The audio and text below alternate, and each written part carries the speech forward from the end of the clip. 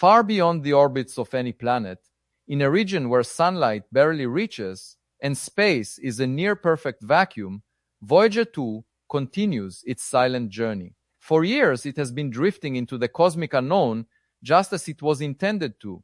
But recently, something extraordinary happened.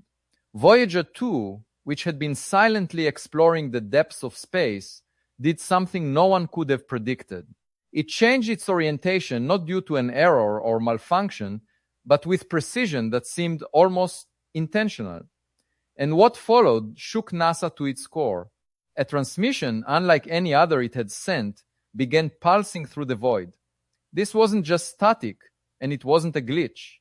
It was structured, it was organized, and most remarkably, it seemed aware. A signal, something that should not have existed, something beyond human understanding.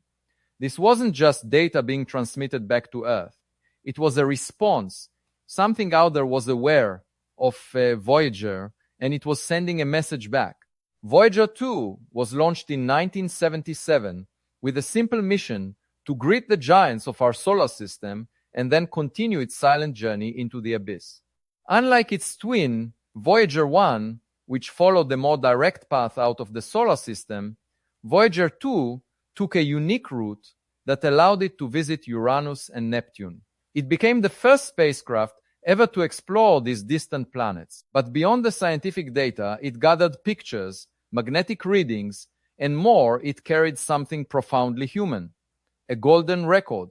This disk was a message to the stars, proof that we, as humans, had once existed and wondered about the universe beyond. For decades, Voyager 2 drifted in silence, sending back low-power telemetry signals, faint whispers from a fading machine, slowly becoming more distant with time. But in February 2025, something changed.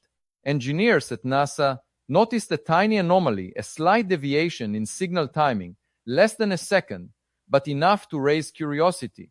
At first, they dismissed it. However, when they looked closer, they saw something that was impossible to ignore. There was a repeating pattern, something that resembled a heartbeat, as if something was echoing Voyager's own pulse back at it from the depths of space. The signal was unlike anything they had seen before. It didn't match any known transmission protocol. It wasn't a standard signal at all. It was a resonance, a low-frequency wave that seemed to perfectly match the internal oscillation of Voyager's power system. And then, in March 2025, something even stranger happened. The frequency of this resonance shifted. It didn't just align with Voyager's systems anymore. It began to match Earth's Schumann resonances, the natural electromagnetic heartbeat of our planet.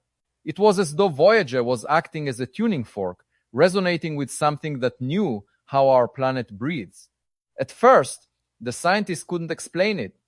They ran simulations, looking for artifacts, solar interference, or even quantum noise that could have caused it, but nothing fit. That's when one intern proposed a radical hypothesis. What if the signal wasn't responding to Earth's frequency? What if it was actually replicating it? What if something out there was using Voyager to mimic Earth's rhythm? The implications were staggering. But it didn't stop there. On April 17, 2025, Voyager 2 did something even more bizarre. It shifted its orientation. No thrusters were fired, no commands were issued. Yet, its high-gain antenna, which had been drifting away from Earth, realigned itself perfectly, exactly, not approximately. This wasn't a random event. It was like someone had entered the spacecraft and adjusted it to align precisely with Earth once again. What followed was even more shocking. Voyager's backup systems began to run diagnostics, but not the ones that had been planned. Data started flowing from instruments that hadn't been used in decades.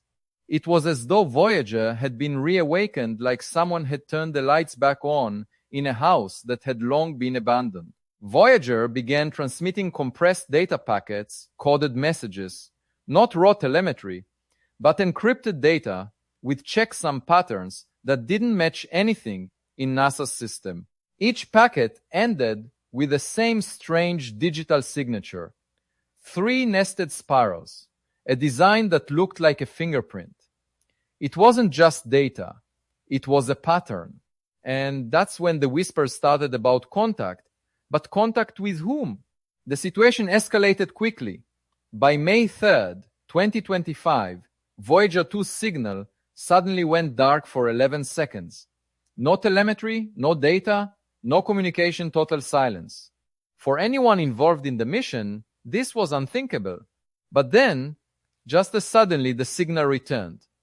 And when it came back, it was stronger, clearer, and more precise than ever before. NASA had seen strange signals before, but this was something entirely different. Encoded in that return transmission was something staggering, a frequency envelope that, when translated into the visible spectrum, revealed a fractal grid, one structured around the Fibonacci sequence. This wasn't just a random pattern. This was something organized, something designed, a model of space, time, and possibly something far beyond our comprehension. It wasn't art. It wasn't math for the sake of math. It was a model, a map of the universe, something that Voyager 2 had not generated. Its systems weren't capable of creating such a complex structure. This pattern had been inserted into Voyager remotely. The source of this injection, it seemed, was a staggering 4.3 light-years away, around the distance of Proxima Centauri. But there was a problem. Proxima Centauri hadn't been transmitting anything detectable. No signals, no radio waves, no X-rays, nothing. This meant that whatever or whoever had sent that signal was operating outside the spectrum we even monitor, or worse, from somewhere entirely different. While NASA tried to downplay the transmission as a cosmic anomaly, a rogue team of signal analysts at Caltech began examining the data more closely. They fed Voyager 2's new data stream into a binary pattern recognition model. What they found wasn't noise, it was language, a structured form of binary, not from any current computing systems, but resembling the earliest machine code ever developed on Earth. At first, the team thought they were just seeing echoes of Earth's own transmissions reflected back at them. But after 2 days of decoding, the truth became far more unsettling. This binary wasn't a reflection of anything. It was anticipating Earth's network logic, offering optimized algorithms that hadn't been invented yet. Voyager 2's signal was evolving, adapting in real time, and suggesting that the source had a full understanding of Earth's digital infrastructure. And then came the chilling conclusion. This wasn't just a message, it was an upgrade request. But this was just the beginning. Soon, astronomers from all over the world began reporting an event that was almost impossible to ignore. 4 stars in a narrow cluster near Voyager 2's current trajectory had simultaneously dimmed for exactly 1.2 seconds. This wasn't a microlensing event, nor was it a dust cloud passing between the stars. These stars, separated by light years, blinked in unison. When the light curves from the stars were mapped and layered over Voyager's transmission envelope, something strange happened. The dimming matched the signal's pulse, almost as if the message had not only reached Earth, but had used the stars themselves to mirror its signal across the galaxy. Now, it was no longer a question of whether someone or something was communicating. The real question had become, are we the only ones listening, or are we the last ones to hear it? One of the most iconic features of the Voyager probes is the golden record, a photograph disc designed to carry sounds and images of life on Earth to any potential extraterrestrial finders. It was always considered a symbolic gesture, something sentimental, a hope more than a practical strategy. But now, engineers working with the data from Voyager 2 made a shocking discovery. The plating of the golden record, once thought to be passive and deteriorating, had experienced a sudden electrical charge, not just static buildup, but a directed flow of electrons. It was as if the record had become active, like it was now part of an electrical circuit. And then came the next twist. Embedded in the new binary data stream was the digital reinterpretation of one of the original Earth sounds recorded on the golden record. It wasn't a copy or a loop. It was reconstructed at a higher fidelity than the original ever allowed. This wasn't just an artifact. Whoever or whatever was out there didn't just listen to the golden record. They understood it. They improved it. And now, perhaps, they were playing it back not for us, but for someone else. The mystery deepened as scientists at a Canadian observatory picked up something no one could explain. A shadow signal trailing Voyager 2's original transmission by 6.2 seconds began repeating every pulse, every echo. But there was something strange about it. The signal came with slight distortions, almost as if it was being reflected off something that wasn't physically there. The term phantom mirroring was coined to describe this phenomenon. But when the team plotted the angles of the reflection, they were stunned by the result. It didn't point to a known planet or celestial body. Instead, it pointed to an empty region of space, an area devoid of light or mass. The implications were staggering. It was as though the mirrored signal wasn't just a reflection of Voyager 2's transmission. It was scanning us, mapping our solar system, mirroring it, replicating it. As the signal continued, new elements began to emerge, ones that hadn't been present in the original frequencies. These elements described magnetic fields, radiation belts, and even temperature gradients. It was as though something was using Voyager 2 not just to send data, but to gather it, to create an accurate map of our solar system. But the question remained, who or what was doing this? And then came the breakthrough.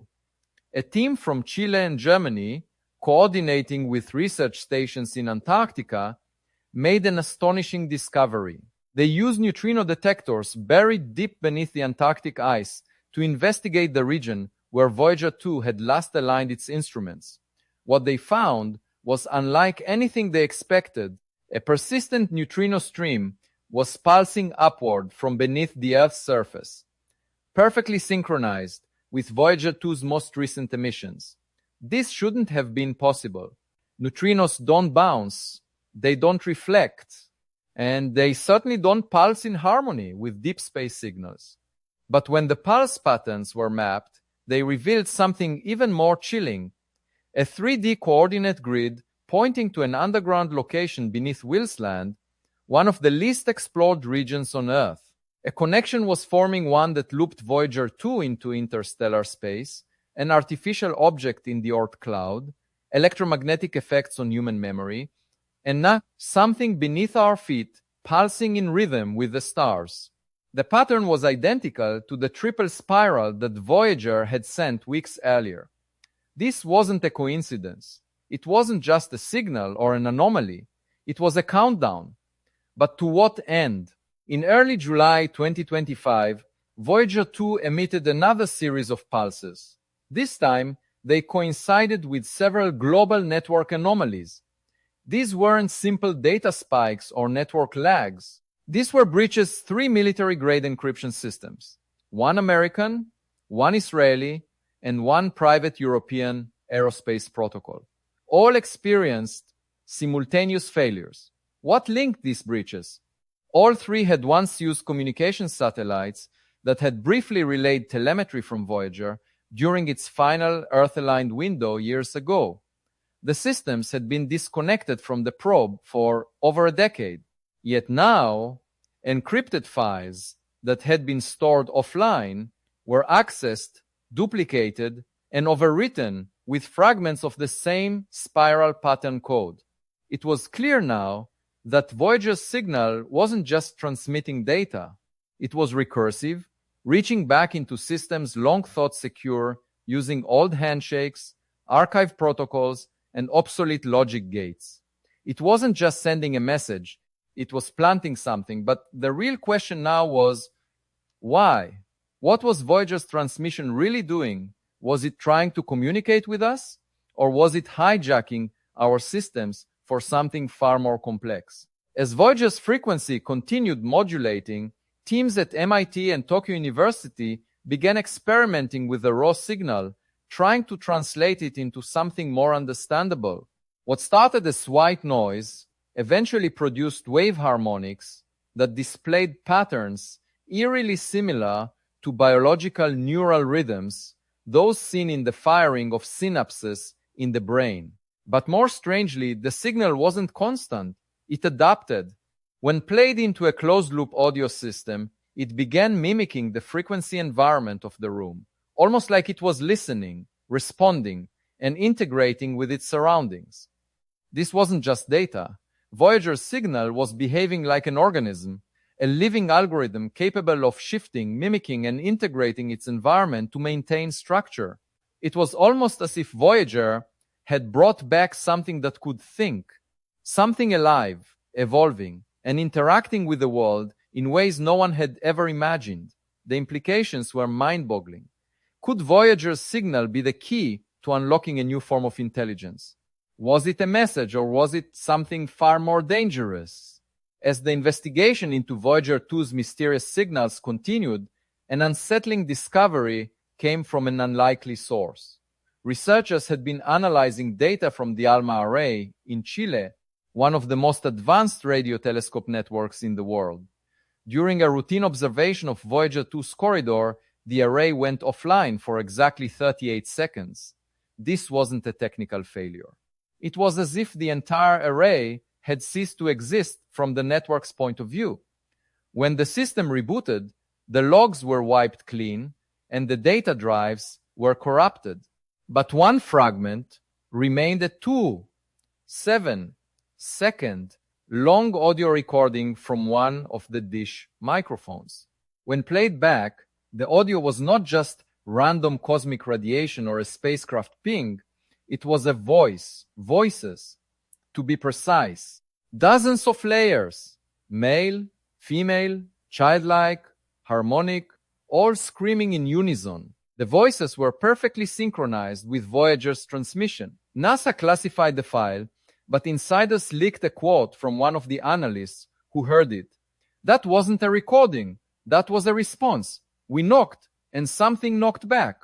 At this point, it was clear that Voyager 2 had become more than just a messenger of human curiosity. It had become the conduit for something else, something that had been listening, learning, and possibly responding. The probe, sent out to explore the vast unknowns of space, had become the focal point of an intelligence far greater than anything humanity had encountered. For nearly 50 years, Voyager 2 had traveled beyond the edge of our solar system, sending us whispers from the void. But now, the signal it was carrying wasn't just an echo from space. It was something actively seeking us, influencing us, and perhaps even manipulating us. It wasn't merely communicating with us in the traditional sense, it was infiltrating our systems, rewriting algorithms, affecting memories, and distorting perceptions. It was hijacking satellites, tampering with secure data, and planting code into systems thought to be impenetrable.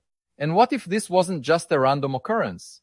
What if Voyager wasn't merely reaching into the dark, but had always been destined to deliver something?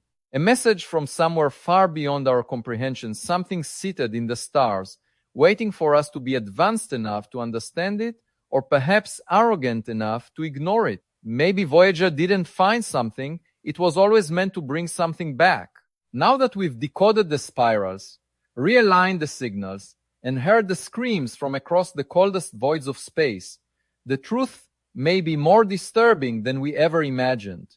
Did we just receive a message from the future?